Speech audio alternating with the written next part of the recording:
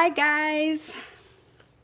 I have two very special guests here today. These two have made this whole thing possible. I mean, from the beginning. I mean, really, have made this whole thing possible. So let's just give them a round of applause for all that they've done, birthing me and just doing all the things, right? Yay! Okay, so very special episode, very special interview. I have Busi and Nintendo, my mom and my dad here, and we are going to get into their South African experience. Okay, so let's just start by giving their real names. Y'all want to give y'all real names? Sherry. Say it one more time. Sherry. And Charlie D. Charlie D. Okay, Sherry and Charlie D. Thank you for joining me today. So, I finally got a chance to get them to sit down and give me their input. They came all the way to South Africa to visit me and experience the country for themselves.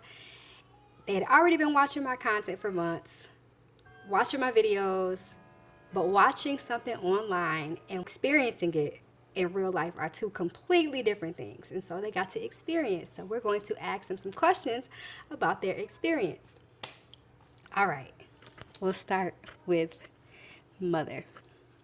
Question one. Well, first of all, I just want to say thank you for coming to see me. You told me you was coming to see me, and you came. I did.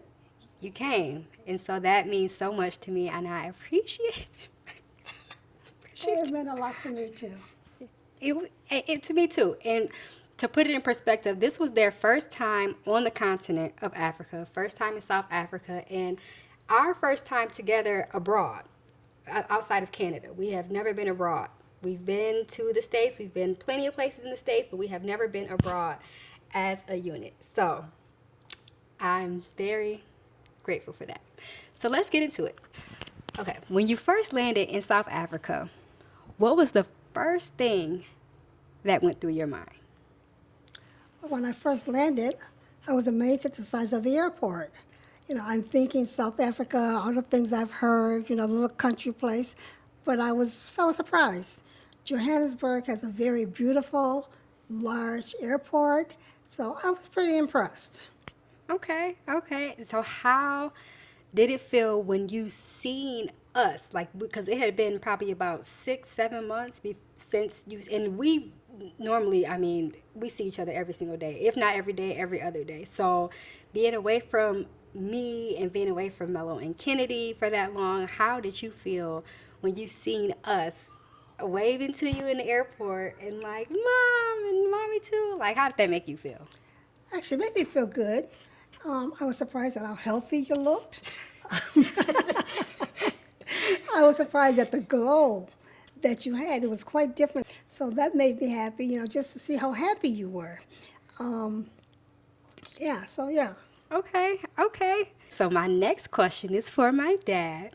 The question is, before you came here, what did you think Africa and South Africa was going to be like? Did you have any like preconceptions of what you think Africa was going to look like or be like? And was it any different than what you thought it would be? Well, I thought it would be a pretty upbeat culture because they've been existing for some time now. So I didn't really think that it would be a surprise or anything to me about the things that were going on. So I was pretty comfortable and, kind of fitting in and just trying to adjust. You felt like you fit in. So it wasn't, I mean, back home, we are the minority. But getting to Africa is us everywhere. Like, was that any different for you? I mean, even like from work life and things of that sort, was it any different being the majority instead of the minority? Yeah, it was more pleasant atmosphere as far as being a majority rather than, just kind of fitting in where you don't belong. So I felt comfortable, as, I started paying attention to what was going on around me. Okay, okay. What about you? And it's crazy because like I've been telling y'all like, Mom, they say that I look South African. They say I look South African, and y'all be like, what? Like y'all think I'm crazy, right? But then you get here, and you see people that really look like you, like not necessarily like you, but look like us. Was that any different for you? Well, I was pretty amazed that everyone I saw looked like me, but let's go back a little bit to the preconception. The preconception of Africa is what they show on TV, with people walking around with buckets on their head and barefoot. And I was really quite amazed that it was different than that. It was people of stature, the beauty of it, and the people of culture were all just so accommodating, and they made you feel at home. I did not meet one rude person the time we were there. They showed nothing but love.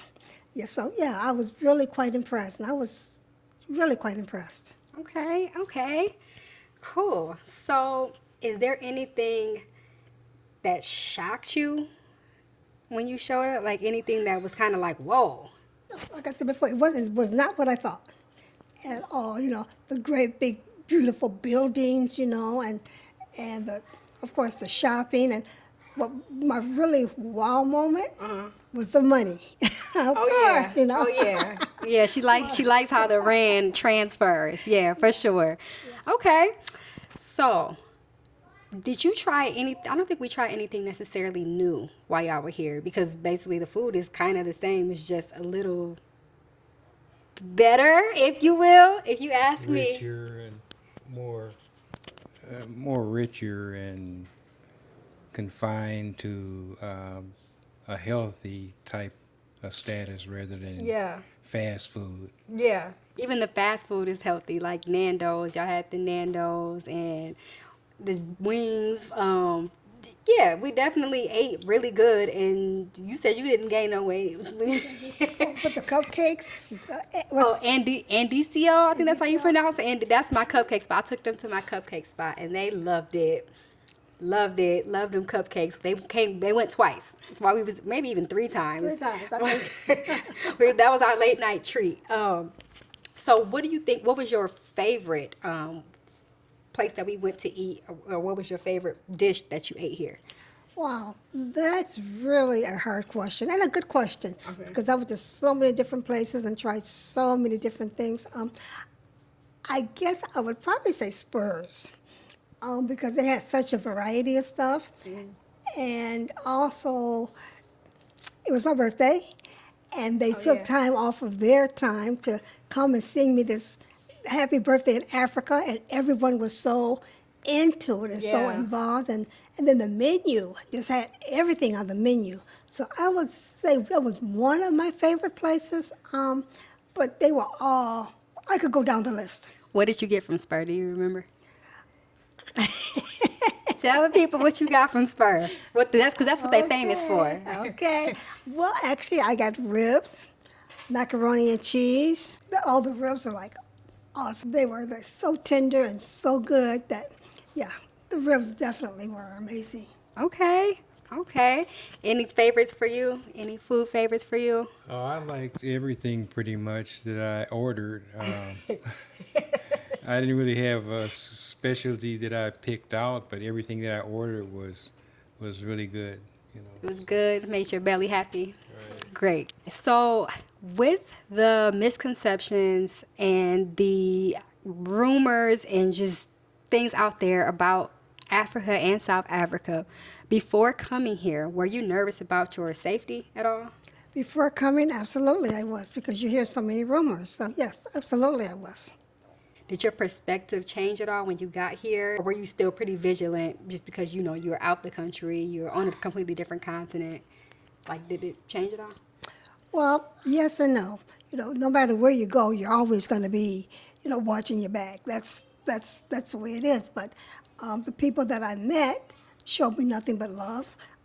I did not feel threatened in any way or anyhow.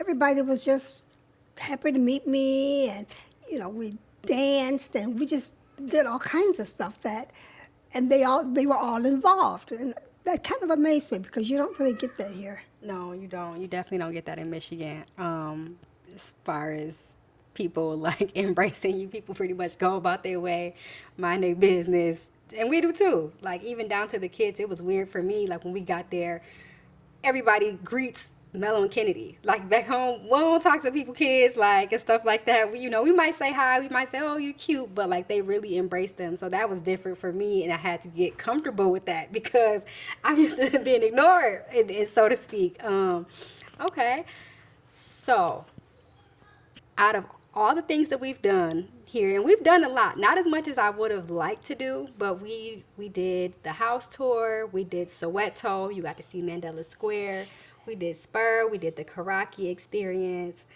What else did we do? We went to Sand City Mall, and you got to see your favorite stores, Louis Vuitton and Gucci and all that. Chanel. And Chanel, yep, we went to the Chanel makeup place and stuff like that. So out of all those experiences, what do you feel like was your favorite experience out of everything? Well, just kind of going over the city, doing different things was pretty satisfying to me. I probably would have, if we had a chance to go on like a safari to see the real wild animals like they be showing on TV. I never seen that side of it, so that would have been an experience that, yeah, when we go back, that we'll go and go into the animal side of it Yeah. and see where the wild animals run and roam and where you have to be careful about getting out of your cars and wandering down the streets and things of that nature. Oh yeah. Okay. Okay. Well, yeah, we got to put that number one on the list for when y'all come back. What was your favorite experience overall? Well, I enjoyed the Mandela Square, the Mandela Square. So we went to Mandela House, and then we went to Mandela Square. One of my most memorable experiences is going to Mandela House and seeing all the artifacts and seeing where he actually slept, the whole 9 yards, because you only see that stuff on books and in movies, but to actually go there and experience it was amazing. And see, Mandela was basically like you guys' era. Like, so you guys were Right. seeing Mandela like on TV and stuff like that, and you guys kind of grew up and experienced kind of dealing with probably not as the apartheid, but definitely our own struggles and stuff like that, just being African American in the United States. And so, how was that going and seeing somebody that you guys have basically seen on TV and probably learned about and was following his movement? How was that for you? Yeah, it was definitely a learning experience, and I'm glad I had a chance to go and experience some of those challenges that they went through while we were kind of coming up in that era. And it was like pleasant to be able to be in that situation where you were in a place where it actually took place and being able to experience that. So that's something that, was really important to me that we had a chance to do. Okay, okay. A couple more questions. Traveling, packing, getting there, because that was probably the hardest part of everything. Packing, the flight. This was probably y'all's longest flight. Who handled the trip better out of the two? From the flight, from the packing, from the driving, from everything. Who would y'all say handled it better? Definitely me, because I'm used to enduring long, complicated things. So I think I would have handled it better because when those things occur, it's kind of easier for me to take a sit back type attitude and just absorb what's going on. And most of the other times, it's the time change was such a big difference. Right. We were able to sleep a lot and somewhat get on track. So yeah, I think I've definitely handled it better because I'm Equipped. equipped to deal with that type of long duration. Any rebuttal? Well, he handled the flight better, but I handled the packing part better. Yeah. As far as what we're going to take, what we're not going to take, because we didn't know exactly what to expect. Yeah, the flight. After about 20, maybe 18 hours, I'm like, get me out of here. Let me do something. So yeah, he handled the flight better, most definitely. But it was worth it. But if I go again, though, it would be first class. That's for sure. For sure. Good. First class. Okay. Okay. So, and I'm asked one of my last questions before we wrap it up. Do you guys, or could you guys see yourself staying in South Africa or any part of Africa part-time, long-term, full-time, at all, longer than the 2 weeks that you stayed? Like, could you see yourself buying land, maybe buying a little house out here, anything like that? Is that something that you see? I could see myself doing it part-time. Okay. Most definitely. And we looked at the houses, and they're awesome. So, yeah, I could see us doing it part-time. Okay. Yeah, What about you, Dad? Yeah, I think it'd be something I would consider without a doubt, and getting a small place or something where you could go there and stay a couple of weeks or a month or so. That would be something that's readily available. So yeah, I would do that in a heartbeat. Okay. In a heartbeat, clock it. Do your fingers, Mom.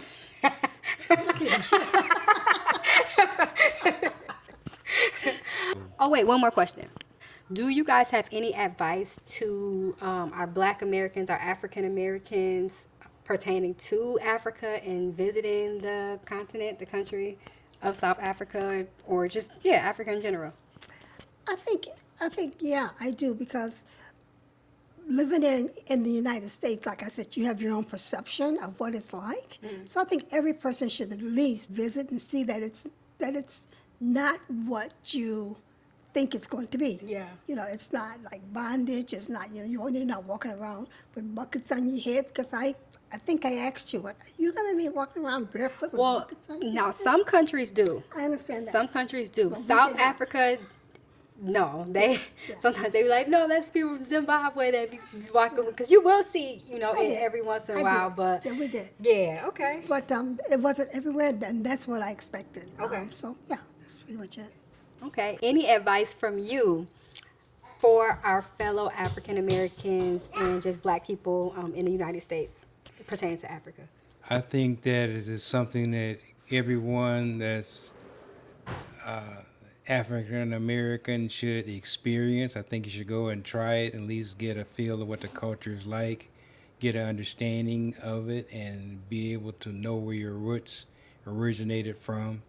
And I think it would be a good thing that for anybody that hasn't been, would be a good thing for them to do and experience, because you would gain and understand a lot of things that you didn't really understand if you go there and experience that type of trip. Type of vibe, because we was vibing, weren't we? We had a good old time. It was the best time ever. So there you guys have it. I want to thank my mom and my dad for answering just a few questions, just because everybody's been like, ask them what they think, ask them, and I'm like, okay, I'm gonna sit them down. We gonna get to it. And so I appreciate them for taking the time and sitting down and just discussing their experience. And So if you haven't did it, try it. I'm sure you will like it, and I'm sure you'll be pleased and get a lot more understanding on things that puzzle you. I thank y'all so much for supporting my journey, even though you probably might not have understood it at first and might still not completely understand it, but still supporting it, because that definitely helps me a lot in what I'm doing and what I'm wanting to build and bring awareness to. So make sure that you guys are liking the video and subscribing to the channel. Make sure that you also following on all my other platforms, Facebook, TikTok, and Instagram, so that you can see our journey in real time, everyday life, the things that we're doing, experiencing in everyday life. So make sure that y'all do that. And until next time, follow and holla for more, y'all. Bye for now. Bye for now. My name is Mello, and I'm 7 years old, and I'm gonna teach my grandparents some Zulu words. Sabona, Sobana. Ujani, Ujani. Clue, Clue. Wamukiliki, Wamakiliki. Gebonga. Gebonga. Sabona, Means hi. hi. Okay. Ujani means how are you. Ujani means how are you? Clue means good. Clue means good. Wamkiliki means you're welcome. Wamakili means you're welcome. Gebonga means thank you. Gobana means thank you. Musakala means don't cry. Musakala means don't cry. Say hi. Musakala. Once a color. Bye for now. Bye for Bye now. for now.